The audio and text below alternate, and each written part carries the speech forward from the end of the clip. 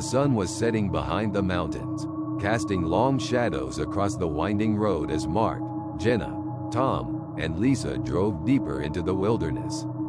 The car was filled with laughter and music, the excitement of the weekend camping trip palpable. They had been planning this getaway for months, eager to escape the pressures of their daily lives and reconnect with nature. Tom, who was driving, glanced at the GPS. "We're almost at the gas station. Let's fill up before we head into the forest." The others nodded in agreement. The thought of being surrounded by the serene beauty of the forest, away from the chaos of the city, was invigorating. The old gas station stood at the bend in the road, looking like it was from a different time. Its neon sign flickered on and off, casting a strange light on the cracked pavement. As they drove in, they saw an old man sitting on a rocking chair outside, watching their every move. Jenna and Lisa went inside to pay, while Mark and Tom pumped gas. The old man watched them closely, making them feel uneasy. Inside, Jenna approached the counter. "Hi, we'd like to pay for the gas and get some snacks." The cashier, a grizzled man with a scruffy beard, nodded. "Where you folks headed?" "Camping in Whispering Pines," Lisa replied cheerfully. The cashier's expression darkened. "You be careful out there. Folks say that forest has a way of swallowing people up. They go in, and they don't come back." Jenna laughed nervously. "We'll be fine. We're just looking to relax and enjoy nature." The cashier shook his head. "Mark my words. Whispering Pines is no place for a bunch of city folk. Strange things happen there, especially at night." They thanked him and left, feeling a little more uneasy. When they told the guys what the cashier had said, Tom shrugged it off. "Just an old man trying to scare us. We'll be fine." They kept driving, with the dense trees closing in as they went deeper into Whispering Pines. The forest seemed alive, with rustling leaves and creaking branches whispering secrets to the wind. They found a clearing by a small, peaceful lake and set up camp. As night fell, they built a fire and sat around it, roasting marshmallows and sharing stories. The moon cast a soft light over the forest, and for a while, they forgot the old man's warning. But as the fire dwindled and the night grew darker, a sense of unease settled over them. The forest seemed to come alive, shadows dancing just beyond the reach of the firelight. They heard strange noises, twigs snapping, whispers on the wind, and an occasional distant howl. Tom suggested they go to bed, so they retreated to their tents. Mark and Jenna shared one tent, while Tom and Lisa took the other.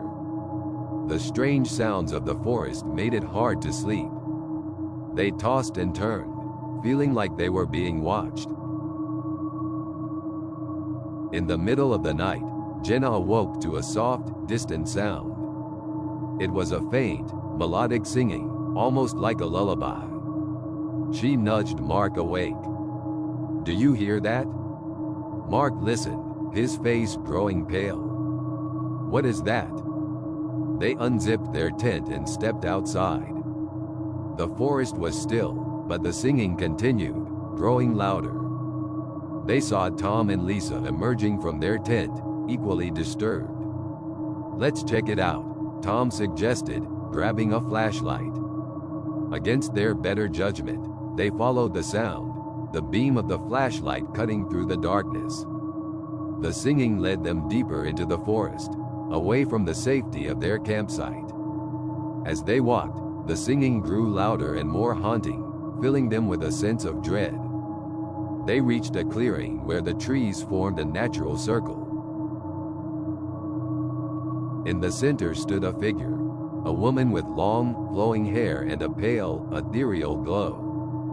Her eyes were closed as she sang, her voice hypnotic. "Who are you?" Jenna called out, her voice trembling. The woman opened her eyes, revealing hollow, empty sockets. Her song turned into a chilling wail, and the forest erupted in chaos. Shadows moved swiftly, circling the group. The temperature dropped, and a thick fog rolled in, obscuring their vision. Panicking, they turned to run back to camp, but the fog was disorienting. They stumbled through the forest, the woman's wail echoing around them, growing louder and more terrifying.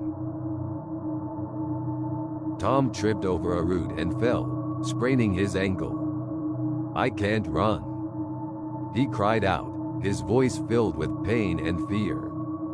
Mark and Jenna helped him up, but the forest seemed to close in around them. The shadows took on grotesque forms, and the trees themselves seemed to reach out with gnarled branches. Lisa screamed as a shadowy figure grabbed her arm, pulling her into the darkness. The others could only watch in horror as she disappeared from sight. "Lisa!" Jenna screamed, tears streaming down her face.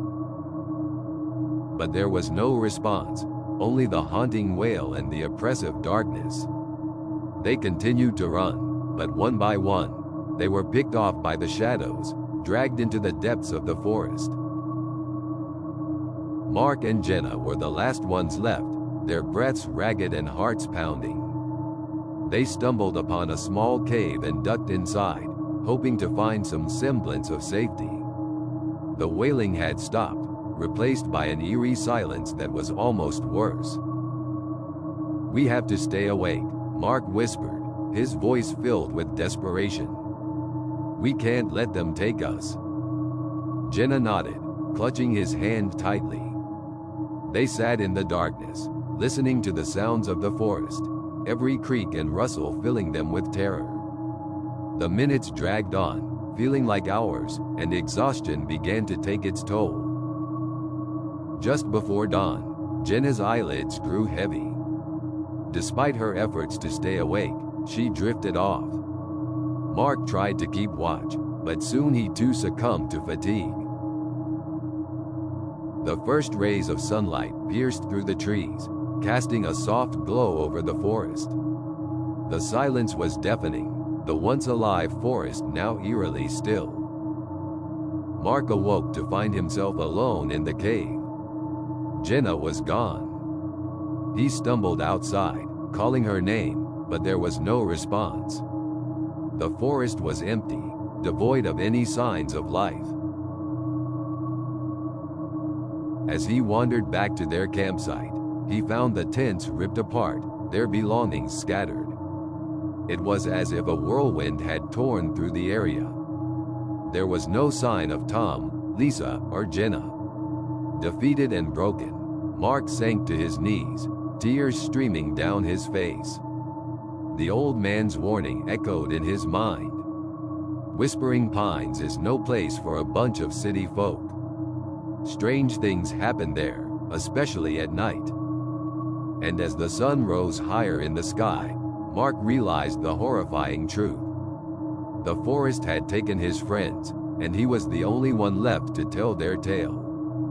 Whispering Pines had claimed more victims, and its dark secrets remained hidden in the shadows, waiting for the next group of unsuspecting travelers to venture into its depths.